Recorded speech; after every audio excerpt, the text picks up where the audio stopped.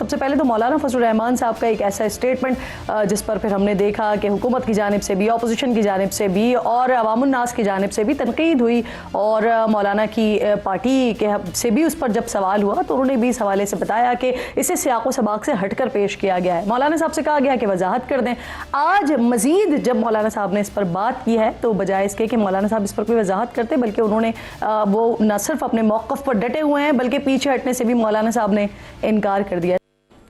इस पर तो बात करेंगे, लेकिन इसके साथ साथ मौलाना साहब की जमात ये भी दावा करेंगे, मौलाना साहब खुद ये दावा कर रहे हैं कि खैबर पख्तूनख्वा की हुकूमत जो है वो ऑफ़र हुई थी मौलाना साहब को, लेकिन उन्होंने इसे मुस्तरद कर दिया। मौलाना साहब की ये जो तर्ज़ सियासत में एक तब्दीली आई है, इसकी क्या वजह है, इसे ज़रूर डिस्कस करेंगे। लेकिन इसके साथ साथ अलीमा खान साहिबा वो स्ट्रीट मूवमेंट चला रही हैं और बाकायदा अब जिस तरह के वो नारे लगा रही हैं, जिस तरह की वो बात कही है, जिस तरह से कारकुनान को मोबिलाइज़ करने की कोशिश करेंगे, वो एक बड़ा सवालिया निशान है। आज़ादी या शहादत जैसी वो बातें कर रही हैं, तो सवाल ये है कि वो चाहे अलीमा खान साहिबा हों या कोई भी और हो, अगर सियासत के लिए इस तरह के नारे लगाए जाते हैं तो सबसे पहले फिर फ्रंट लाइन पर अपनी औलादों को, अपने बच्चों को लेकर आना चाहिए। उसके बाद फिर जो अवाम है या कारकुनान है उनको ये बात कहनी चाहिए। सुनिए ज़रा अलीमा खान साहिबा क्या कह रही हैं।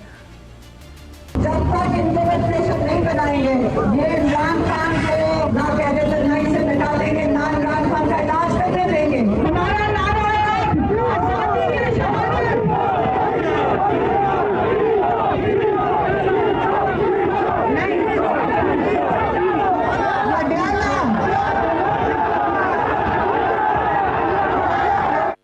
इन सारे मामलात पर बात करने के लिए प्रोग्राम में आज मेरे इंतहाई मोअज़्ज़ज़ मेहमानों में मुझे हुकूमत से खेलदास कोहिस्तानी साहब वज़ीर मुमलिकत हैं, ज्वाइन कर रहे हैं। आपके वक्त की बेहद शुक्रगुजार हूँ। इंजीनियर ज़ियाउर रहमान साहब मरकज़ी कोऑर्डिनेटर हैं JUIF के, आपके वक्त की बेहद शुक्रगुजार हूँ। इसके साथ साथ वज़ीर इत्तलात खैबर पख्तूनख्वा जनाब शफ़ी जान साहब साथ मौजूद हैं। आप तीनों मोअज़्ज़ज़ मेहमानों की बेहद शुक्रगुजार हूँ। ज़रा इंजीनियर साहब आपसे बात का आगाज़ करते हैं। मौलाना साहब ने आज जो बातें की हैं, एक स्टेप फॉरवर्ड किया उन्होंने, माफ़ी नहीं मांगेंगे और ना अपना मौक़िफ़ तब्दील करेंगे, ये बड़ा क्लियर मौलाना साहब ने कर दिया है, बल्कि इसका रद्द अमल दिया जाएगा।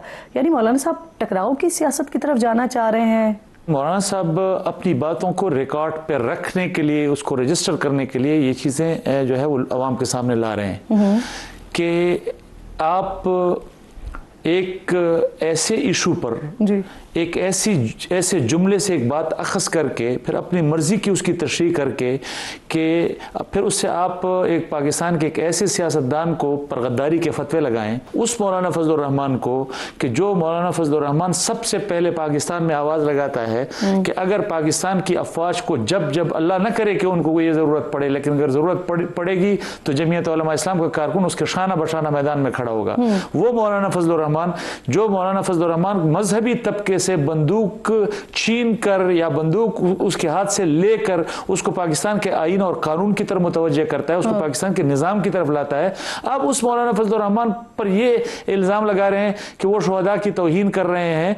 उस मौलाना फजल रहमान पर कि जो खुद शुहदा का वारिस है, जिसने एक दिन में 100 जनाजे उठाए हैं। देखिए, ये आप भी बात कर रहे हैं, कामरान मुर्तज़ा साहब भी कह रहे हैं, गफूर हैदरी साहब भी कह रहे हैं, असलम गौरी साहब भी कह रहे हैं, मुख्तलिफ लोग मुख्तलिफ बात कर रहे हैं। इस बात को कह रहे हैं कि सियाक़ो सबाक़ से हटकर पेश किया जा रहा है, या इस बात का वो मतलब ही नहीं था जिस तरह से लिया जा रहा है, और जो बात फिर आप बाकी तमाम लोगों के लिए कह रहे हैं। तो क्या ही अच्छा हो कि मौलाना साहब खुद ही इसकी वजाहत कर दें। मौलाना साहब ने आज उसकी वजाहत कर दी। सर ये तो किसी और ही लेवल पे ले गए। मौलाना साहब ने ये इस बात की, जिस बात को इन्होंने वो जो फसाने में कोई बात थी ही नहीं, जो उनको नागवार गुजरी थी जी, वो बात सारे फसाने में जिसका जिक्र न था, वो बात उनको बड़ी नागवार गुजरी है। तो रद्द अमल क्या आएगा? वो मौलाना साहब ने बड़ा कहा, साफ कहा कि मैं शुहदा का वारिस हूँ, मैंने एक दिन में 100 जनाजे उठाए हैं, मैंने अपने बड़े बड़े ज़ुआमा और शेखुल हदीस जो है इस पादाश में उनके जनाजे उठाए हैं कि वो पाकिस्तान के आईन और पाकिस्तान के कानून के साथ खड़े हैं। आप मुझे शहीदों की अजमत और उनकी हुर्मत न बताएं।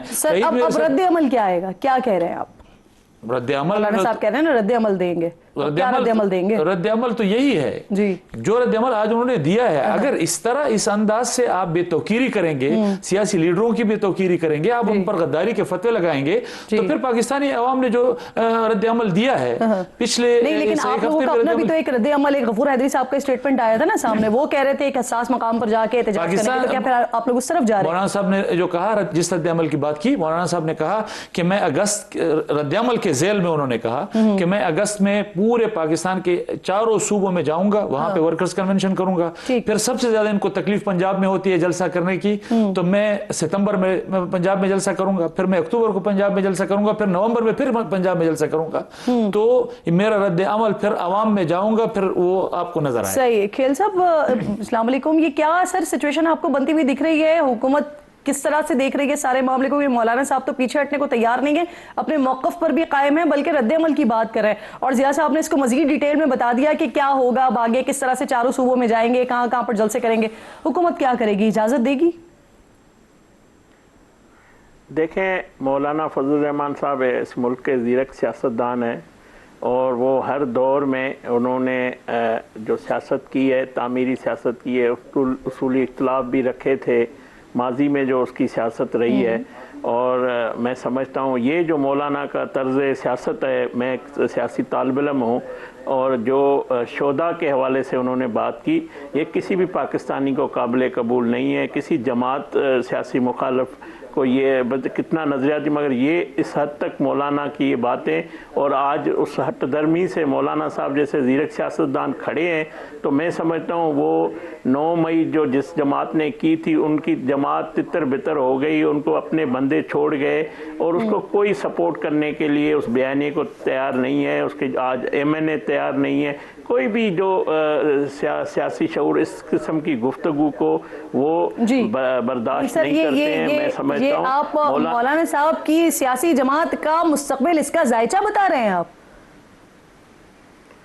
नहीं, देखें, अगर मौलाना साहब जिस तरह, मैं यही कह रहा हूँ, जो 9 मई जिस जमात ने किया, या इस हटदर्मी पे वो खड़े रहे, या ये चैलेंज करना, तो इस तरह की गुफ्तगू मैं ये कह रहा हूँ कि मुझे मौलाना साहब से ये उम्मीद नहीं थी कि इस तरह वो हमेशा रास्ता निकालने की बात करते हैं, और सख्त बातें भी उन्होंने सियासी इख्तिलाफ भी रखा है, पॉलिसीज पे की है। उनका मुस्तकबिल ये देख रहे हैं जो 9 मई करने वालों के साथ हुआ, वो मुस्तकबिल देख रहे हैं आप?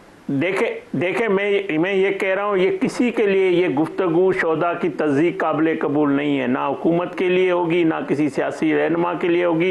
ये आप देखें, वज़ीर आज़म नवाज शरीफ साहब को 3 दफ़ा इक़्तिदार से निकाला गया।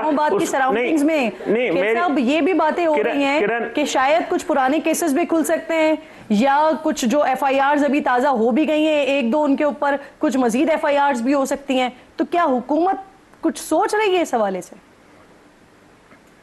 देखें, हुकूमत कानून के मुताबिक अगर किसी पे कोई चार्जेस हो गए, वो कोई भी, मैं नहीं कह रहा हूँ कि मौलाना साहब पे हुकूमत कोई तैयारी कर रही है, ना ये हुकूमत की कोई इस तरह की, वो कानून से कोई बड़ा नहीं है। अगर कोई भी शख्स अगर कानून के कटहरे में आएगा, जिस तरह इनका एक सियासी रहनुमा था, उनकी जमात का एक रहनुमा था इस्लामाबाद का, उसको अगर अदालत ने सज़ा दी, उसमें वो जुर्म साबित हुआ है, उसमें मैं थोड़ा सा रिफ्रेश करती हूँ बात। ये मैं किरण सिर्फ ये कहता पावरफुल है कि वो मौलाना फजल रहमान साहब पे हाथ डाल सके सर, क्योंकि PTI की हुकूमत उनको बड़ा ताकतवर कहा जाता था, बड़ा पावरफुल कहा जाता था, लेकिन वो भी मौलाना साहब की जमात पे हाथ नहीं डाल सकी थी सर।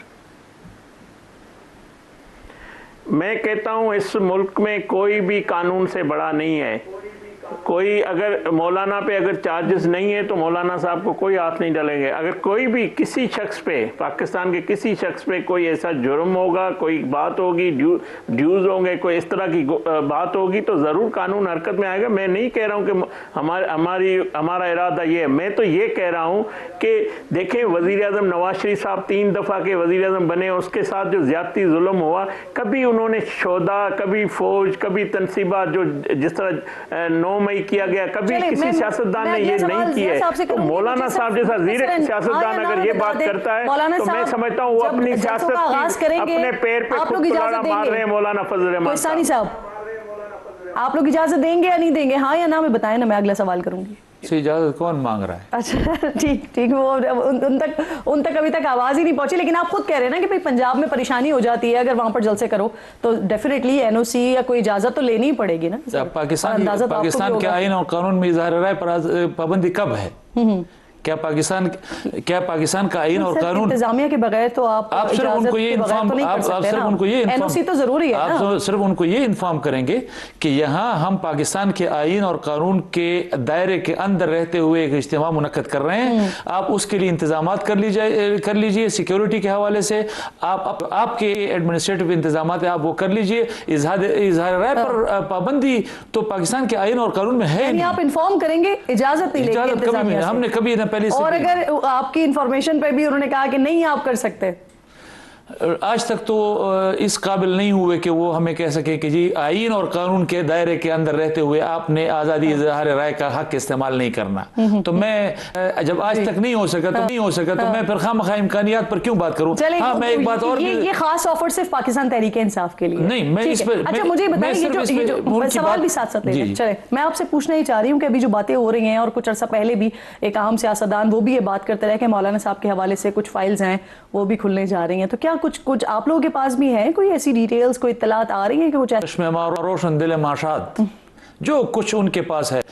ये आज की बात नहीं है किरण, ये 1995-96 के ज़माने से कभी वो कहते हैं जी डीजल के परमिट लिए हैं। भाई अगर परमिट लिया है तो परमिट तो कोई कागज़ होगा ना, कोई सरकार के रिकॉर्ड में कोई उसके इजाज़तनामा होगा ना, तो निकाल के लाया है। कभी वो कहते हैं ज़मीनें ली हैं तो उसके कोई कागजात होंगे तो निकाल के लाए। आपको 30-35 साल में मौलाना फजल रहमान के खिलाफ ये सारी बातें उस वक्त याद आ जाती हैं जब वो आपको आईन और कानून की तरफ मुतवज्जह करते हैं। मैं भी खेलदास कोहिस्तानी साहब की तरफ कहना चाहता हूं कि मौलाना फजल रहमान साहब कानून से बालातर नहीं है, लेकिन बात यह है कि जब वो आपको आईन और कानून के दायरा बता रहे हैं कि ये आपका आईनी और कानूनी दायरा है, आपने इस दायरे के अंदर सियासतदान ने इस दायरे के अंदर सियासत करनी है, आपने इस दायरे के अंदर सहाफत करनी है। जब आपको वो कानून और आईन बता रहे हैं तो आपको इतराज किस बात? अच्छा मुझे एक और भी मामला बताया ना, मौलाना साहब ने खुद ये बताया कि खैबर पख्तूनख्वा की हुकूमत उनको ऑफर हुई थी, लेकिन मौलाना साहब ने इसलिए ठुकरा दी कि क्या वो लोटो के साथ हुकूमत बनाएंगे। अब उनकी बात से मुझे याद आया सर, जब ये अली अमीन गड्ढापुर साहब को हटाया गया था और सुहेल आफरीदी साहब को लाया जा रहा था, तो उस वक्त वाहिद नॉमिनेशन फॉर्म्स जो गए थे ना वजारत आला के लिए वो आपकी पार्टी से गए थे और कामरान मुर्तज़ा साहब ऑन रिकॉर्ड मौजूद हैं, उन्होंने बताया था कि 35 के करीब कम से कम MPs हैं जो उनके साथ मौजूद हैं। तो सर आप लोग तो खुद हुकूमत की कोशिश कर रहे थे जो मौलाना साहब कह रहे हैं कि उनको ऑफर हुई थी। देखिए ये सवाल मैं इस सवाल का जवाब मैं आपके प्रोग्राम में पहले भी दे चुका हूं, मैं इसका याद कर रहा हूं, उसको मैं रिपीट कर रहा हूं कि देखें सबसे बड़ी अपोजिशन की जमात KP में जमीयत उलमा इस्लाम है, फिर उसके बाद मुस्लिम लीग जी। अब मैं PTI का मुखालिफ, अगर मैं पाकिस्तान तहरीक इंसाफ की हुकूमत का मुखालिफ हूँ और मैं अपोजिशन में हूँ तो मैं वैसे बगैर मुकाबले के सरेंडर करते हुए उनके सामने वजारत उलिया प्लेट में रख के दूँ?